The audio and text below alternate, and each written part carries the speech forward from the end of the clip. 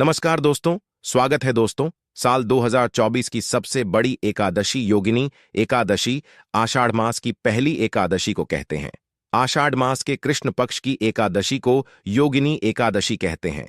इस साल योगिनी एकादशी का व्रत 2 जुलाई को रखा जाएगा। योगिनी एकादशी का व्रत भगवान विष्णु का शयन काल आरंभ होने से ठीक पहले की एकादशी होती है। योगिनी एकादशी के बाद देवशयनी एकादशी से भगवान विष्णु 4 महीने के लिए क्षीर सागर में सोने चले जाते हैं। एकादशी व्रत और आषाढ़ का महीना दोनों ही श्रीहरि को प्रिय हैं, इसलिए इस एकादशी का महत्व बाकी सबसे खास माना जाता है। आइए जानते हैं योगिनी एकादशी की शुभ तिथि कब से कब है। साथ ही जानते हैं इसका महत्व और पूजा विधि। योगिनी एकादशी यानी कि आषाढ़ मास कृष्ण पक्ष की एकादशी का आरंभ 1 जुलाई को सुबह 10:27 से होगा और इसका समापन 2 जुलाई को सुबह 8:41 पर होगा। योगिनी एकादशी का व्रत 2 जुलाई को रखा जाएगा। योगिनी एकादशी के व्रत का पारण 3 जुलाई को सुबह 5:27 से सुबह 7:11 पर होगा। ऐसे में इन 2 जगहों पर चुपचाप 2 दीपक जलाकर छोड़ दें। इससे मृत्युदंड दोष, महाकाल सर्प दोष, नजर दोष, शनि दोष, राहु दोष सब कुछ होगा। खत्म किस्मत पर लग जाएंगे। 4 चांद माह लक्ष्मी दौड़ी दौड़ी चली आएंगी, कंगाल भी होंगे। धनी दोस्तों, आज हम आपको बताएंगे दीपक जलाने के कितने फायदे आपको अपने जीवन में मिलते हैं और किस तरह आपको दीपक जलाना चाहिए, कौन सी दिशा में जलाना चाहिए जिससे कि आपको बहुत ज्यादा तरक्की हासिल हो और आप अपने जीवन में सभी बाधाओं को खत्म कर सके। सबसे पहली बात तो ध्यान में रखनी चाहिए कि अपने घर के मंदिर में रोजाना ही आपको दीपक जलाना चाहिए। ऐसा नहीं होना चाहिए कि आपने दीपक ना जलाया हो, क्योंकि घर के मंदिर में रोजाना दीपक जलाना बहुत ही जरूरी होता है। इससे आपके घर से सभी नेगेटिव ऊर्जा बाहर निकलती है। यदि आप योगिनी एकादशी की शाम के समय घर के मंदिर में दीपक नहीं जलाते हैं तो इससे आपके घर का वातावरण बहुत ज्यादा नेगेटिव तो होता ही है। आपके घर में परेशानियां बहुत ज्यादा बढ़ने लगती। घर का जो प्रमुख व्यक्ति होता है उसे बहुत ही ज्यादा मेहनत करनी पड़ती है। इसकी वजह से परेशानी और टेंशन में घर का मुखिया पड़ जाता है। दोस्तों, दीपक ध्यान और रोशनी का प्रतीक है। पूजा में दीपक का खास स्थान है। आमतौर पर विषम संख्या में दीप प्रज्वलित करने की परंपरा चली आ रही है। दरअसल दीपक जलाने का कारण यह है कि हम अज्ञान का अंधकार मिटाकर अपने जीवन में ज्ञान के प्रकाश के लिए पुरुषार्थ करें। हमारे धर्मशास्त्रों के अनुसार पूजा के समय दीपक जलाना अनिवार्य समझा गया है। आरती का घी का दीपक जलाने से घर में सुख समृद्धि है। इससे घर में लक्ष्मी का स्थायी रूप से निवास हो जाता है। इसके वैज्ञानिक कारण भी बताए गए हैं। दीपक को सकारात्मकता का प्रतीक और दरिद्रता को दूर करने वाला समझा जाता है। गाय के घी में रोगाणुओं को भगाने की क्षमता होती है। यह घी दीपक में अग्नि के संपर्क से वातावरण को पवित्र बना देता है। इससे प्रदूषण दूर होता है। दीपक जलाने से पूरे घर को फायदा मिलता है, चाहे वह मेन सम्मिलित हो या ना हो। दोस्तों, शाम का समय हिंदू धर्म में बहुत ही ज्यादा महत्वपूर्ण समझा जाता है और जो लोग शाम के समय कभी भी घी का दीपक या फिर तेल का अपने घर में नहीं जलाते हैं तो उनके घर में सदैव ही मुसीबतें बनी रहती हैं। यानी कि एक मुसीबत से निकलते हैं तो दूसरी मुसीबत में फंस जाते हैं। सदैव धन की समस्याएं, परेशानियां बढ़ती रहती हैं। उनके बच्चे भी उनके खिलाफ होने लगते हैं, कहना बिल्कुल भी नहीं मानते हैं। इसी तरह से घर का पूरा माहौल ही दुखपूर्ण होने लगता है। दोस्तों, साल 2024 की सबसे बड़ी एकादशी 2 जुलाई को पड़ने वाली इस एकादशी को सबसे बड़ी और सबसे खास एकादशी समझा जा रहा है। 2 जुलाई को पड़ने वाली इस एकादशी पर कई दुर्लभ संयोग बन रहे हैं। ऐसे में इन 2 जगहों पर चुपचाप 2 दीपक जलाकर छोड़ दें। इससे मृत्युदंड, पितृदोष, महाकाल सर्प दोष, नजर दोष, शनि दोष, राहु दोष सब कुछ होगा। खत्म किस्मत चमकेगी, लक्ष्मी दौड़ी दौड़ी चली आएंगी, कंगाल भी होंगे। धनी दोस्तों, आज हम आपको बताएंगे दीपक जलाने के कितने फायदे आपको अपने जीवन में मिलते हैं और किस तरह आपको दीपक जलाना चाहिए, कौन सी दिशा में जलाना चाहिए जिससे कि आपको बहुत ज्यादा तरक्की हासिल हो और आप अपने जीवन में सभी बाधाओं को खत्म कर सके। सबसे पहली बात तो आपको ध्यान में रखनी चाहिए कि अपने घर के मंदिर में रोजाना ही आपको जलाना चाहिए। ऐसा नहीं होना चाहिए कि आपने दीपक ना जलाया हो, क्योंकि घर के मंदिर में रोजाना दीपक जलाना बहुत ही जरूरी होता है। इससे आपके घर से सभी नेगेटिव ऊर्जा बाहर निकलती है। यदि आप शाम के समय घर के मंदिर में दीपक नहीं चलाते हैं तो इससे आपके घर का वातावरण बहुत ज्यादा नेगेटिव तो होता ही है, आपके घर में परेशानियां बहुत ज्यादा बढ़ने लगती हैं। घर का जो प्रमुख व्यक्ति होता है उसे बहुत ही मेहनत करनी पड़ती है। इसकी वजह से परेशानी और टेंशन में घर का मुखिया पड़ जाता है। दोस्तों, दीपक धन और रोशनी का प्रतीक है। पूजा में दीपक का खास स्थान है।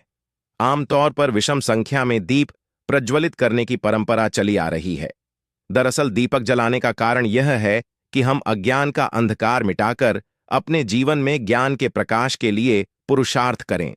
हमारे धर्मशास्त्रों के अनुसार पूजा के समय दीपक जलाना अनिवार्य समझा गया है। कर घी का दीपक जलाने से घर में सुख समृद्धि है। इससे घर में लक्ष्मी का स्थायी रूप से निवास हो जाता है। इसके वैज्ञानिक कारण भी बताए गए हैं। दीपक को सकारात्मकता का प्रतीक और दरिद्रता को दूर करने वाला समझा जाता है। गाय के घी में रुगाव को भगाने की क्षमता होती है। यह घी दीपक में अग्नि के संपर्क से वातावरण को पवित्र बना देता है। इससे प्रदूषण दूर होता है। दीपक जलाने से पूरे को फायदा मिलता है, चाहे वह पूजा में सम्मिलित हो या ना हो। दोस्तों, शाम का समय हिंदू धर्म में बहुत ही ज्यादा महत्वपूर्ण समझा जाता है और जो लोग शाम के समय कभी भी घी का दीपक या फिर तेल का अपने घर में नहीं जलाते हैं तो उनके घर में सदैव ही मुसीबतें बनी रहती हैं। यानी कि एक मुसीबत से निकलते हैं तो दूसरी मुसीबत में फंस जाते हैं। सदैव धन की समस्याएं, परेशानियां बढ़ती रहती हैं।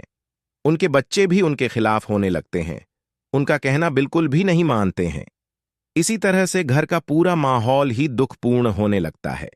क्योंकि इन दीपकों से निकलने वाली जो ऊर्जा चलना दिया करें, तभी आप अपने जीवन में सफलता पा सकते हैं और आपकी जितनी भी मनोकामनाएं हैं वह भी पूरी होती है। अब जानते हैं दीपक जलाते समय क्या क्या सावधानियां हमें रखनी चाहिए।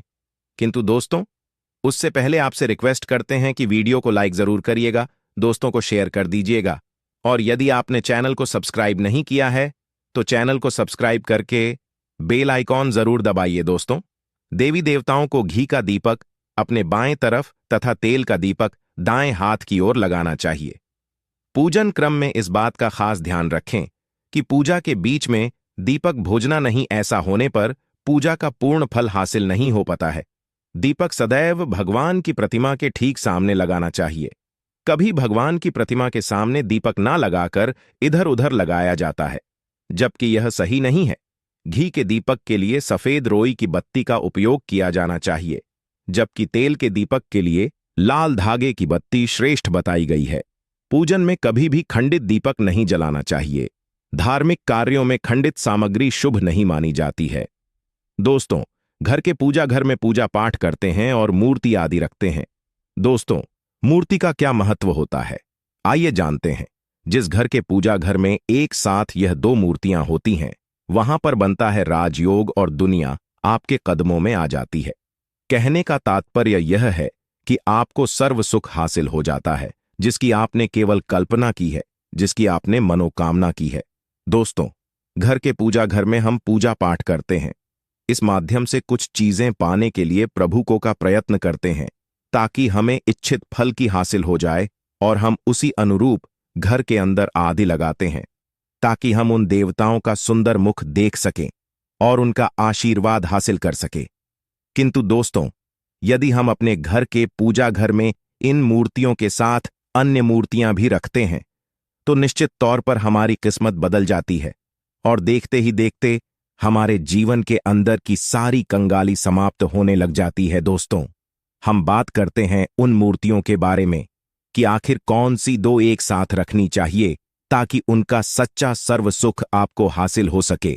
तो दोस्तों, यदि आप कृष्णा भक्त हैं और बाल गोपाल की मूर्ति रखते हैं, तब आपको भगवान श्री कृष्णा के साथ राधा जी की मूर्ति भी अवश्य रखनी चाहिए। दोस्तों, भगवान कृष्णा की यदि आपके घर में तस्वीर है तो उसके साथ राधा जी की भी तस्वीर संयुक्त जोड़े के रूप में आपको लेकर आनी चाहिए। यह प्रेम और एकता की ऐसी अनोखी मिसाल है कि जिस घर में इनकी तस्वीरें होती हैं तो समझ ले उस घर के अंदर किसी भी तरह का ग्रह क्लेश नहीं होता। पति पत्नी और परिवारजनों के बीच परस्पर प्रेम रहता है और घर में धन्य में अपने आप ही वृद्धि हो जाती है। इसीलिए यह जरूरी समझा गया है।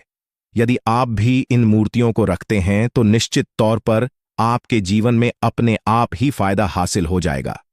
दोस्तों, कई लोग अपने घर में माता लक्ष्मी की पूजा करते हैं तो सोचते हैं कि भगवान विष्णु की भी पूजा करें या ना करें, उनकी मूर्ति साथ में रखें या ना रखें।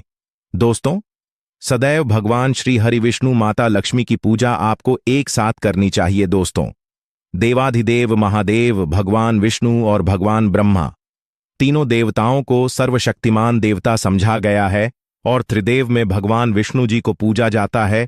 तो यदि आप अपने घर के पूजा घर में लक्ष्मी नारायण जी की संयुक्त रूप में पूजा करते हैं, निश्चित तौर पर आपके घर में दिन दुगुनी रात चौगुनी वृद्धि देखने को मिलती है। दोस्तों, इसलिए आप भगवान विष्णु जी के साथ माता लक्ष्मी की पूजा अवश्य करें। यदि माता लक्ष्मी की तस्वीर है तो आपको उनके बाएं तरफ भगवान श्री गणेश और भगवान श्री कुबेर जी की मूर्ति या तस्वीर अपने घर के मंदिर में अवश्य लगानी चाहिए। यदि आप माता लक्ष्मी के बाएं तरफ भगवान श्री गणेश की मूर्ति लगाते हैं या तस्वीर लगाते हैं तो आपको निश्चित तौर पर लाभ हासिल होता है और देखते ही देखते आपके जीवन के अंदर की कंगाली समाप्त होने लगती है।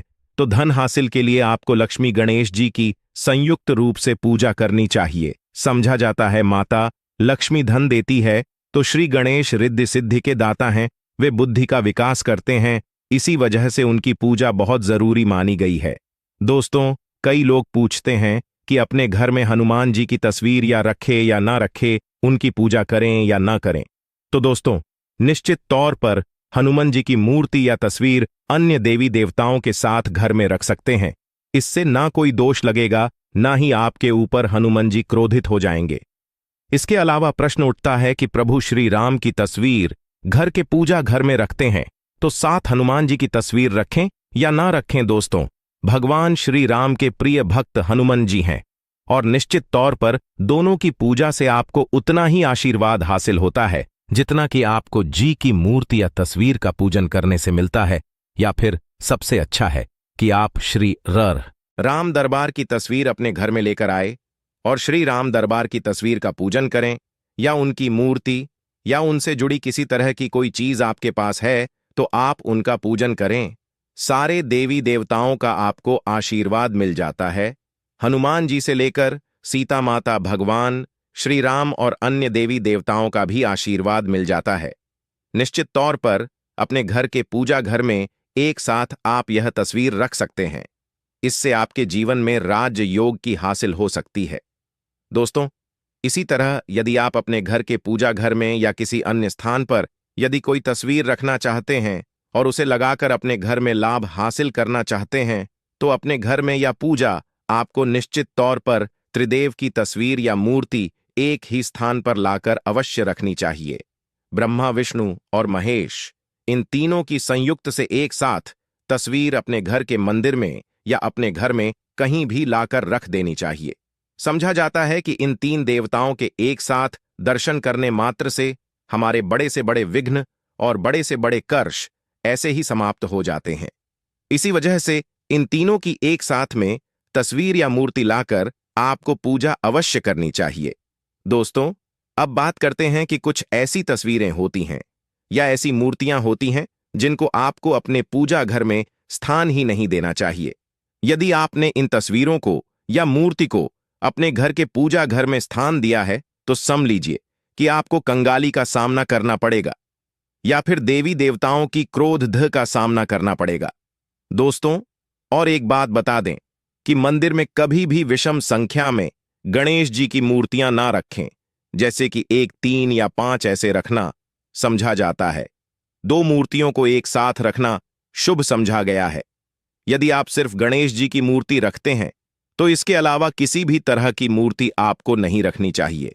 दोस्तों, स्थापित करते वक्त ध्यान दें कि गणेश जी का चेहरा सदैव घर के मुख्य दरवाजे की तरफ होना चाहिए ताकि आपको अच्छे और सच्चे धन लाभ की हासिल हो। और इस बात का ध्यान रखें कि घर में अंगूठे से बड़े आकार का शिवलिंग आपको भूल कर भी नहीं रखना चाहिए। सदैव एक छोटा सा शिवलिंग रखें और इससे ज्यादा शिवलिंग नहीं रखने चाहिए दोस्तों।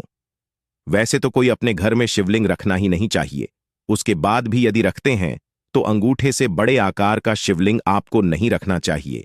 आप छोटा शिवलिंग रख दें और ध्यान रखें कि एक से ज्यादा शिवलिंग आपको भूलकर भी नहीं रखने हैं। घर में यदि आप शिवलिंग रखते हैं तो शिवलिंग के ऊपर आपको तुलसी भूलकर भी अर्पित नहीं करनी चाहिए। यदि आपने शिवलिंग रख लिया है और उस पर तुलसी अर्पण कर दी तो देवी देवताओं के का आपको सामना करना पड़ेगा। दोस्तों, मंदिर में यदि आप जी की तस्वीर रखना चाहते हैं, आप हनुमान जी के अनन्य भक्त हैं, तो बैठे हुए हनुमान जी की मूर्ति ही रखें। उन्हें शिवा का 11 रुद्र अवतार समझा जाता है, इसलिए उनकी भी शिवलिंग की तरह ही मूर्ति रखें। साथ ही जो पति पत्नी होते हैं, नए वैवाहिक जीवन की शुरुआत करते हैं, तो हनुमान जी की मूर्ति या तस्वीर को अपने कमरे में, अपने बेडरूम में आपको भूलकर भी नहीं रखनी चाहिए, अन्यथा इससे जीवन कई तरह के दोषों का सामना करना पड़ता है। दोस्तों, हनुमान जी ब्रह्मचारी है, तो इस आपको अवश्य ध्यान रखना चाहिए। दोस्तों, राधा कृष्णा की मूर्तियों को यदि आप जैसे अपने क्षण कक्ष में सोते हैं और उन्हें आपके बेर के सामने की तरफ रखा है कि जैसे कि आप सुबह उठे और आपको उठते ही पहले उनके दर्शन हो जाए, तो समझ लीजिए कि आपका जीवन मालामाल होने वाला है। किसी भी तरह का कोई दोहक धन की चिंता आपके जीवन में रहेगी।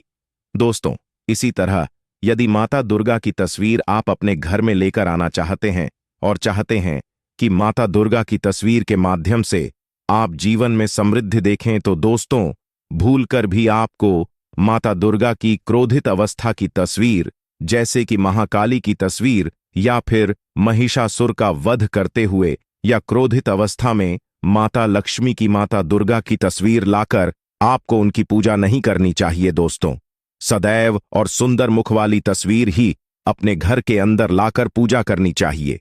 इसे बहुत ही शुभ और मंगलकारी समझा जाता है। दोस्तों, इस बात का ध्यान रखें कि यदि आप अपने घर में मूर्तियां रखते हैं तो आपको इन पर भूलकर टूटे हुए चावल नहीं चढ़ाने चाहिए, और बेहतर होगा कि आप हल्दी में चावल को पीला करके ही वह चावल चढ़ाएं। किंतु टूटे हुए चावल आपको भूलकर भी माता लक्ष्मी को या अपने घर में देवी देवता नहीं चढ़ाने चाहिए। दोस्तों, इसी तरह इस बात का भी ध्यान रखें कि अपने घर के मृत परिजनों की या पूर्वजों की तस्वीर मंदिर में स्थापित न करें। ऐसा करना अशुभ समझा जाता है, और यदि आप ऐसा लगातार कर रहे हैं तो निश्चित तौर पर आपके परिवार के ऊपर दोष लग सकता है, पितरों का भी दोष सकता है। पितरों की पूजा एक अलग स्थान पर की जाती है, घर के मंदिर में उनको स्थापित नहीं किया जाता है। दोस्तों, इसी तरह भगवान भैरव की तस्वीर या भगवान शनिदेव की, राहु केतु की इस तरह की तस्वीरें अपने घर में नहीं लेनी चाहिए। प्रतीकात्मक रूप से आप घर के पानी रखने के स्थान पर उनकी पूजा कर सकते हैं, क्योंकि इनकी साधना तंत्र मंत्र और खास पद्धति से की जाती है। घर के अंदर आप ऐसे ही इनका पूजा पाठ नहीं कर सकते। तो दोस्तों, आज के लिए बस इतना ही। आपसे निवेदन है कि आप हमारे चैनल को सब्सक्राइब करें और अपने दोस्तों के साथ शेयर करें। आप सभी का धन्यवाद।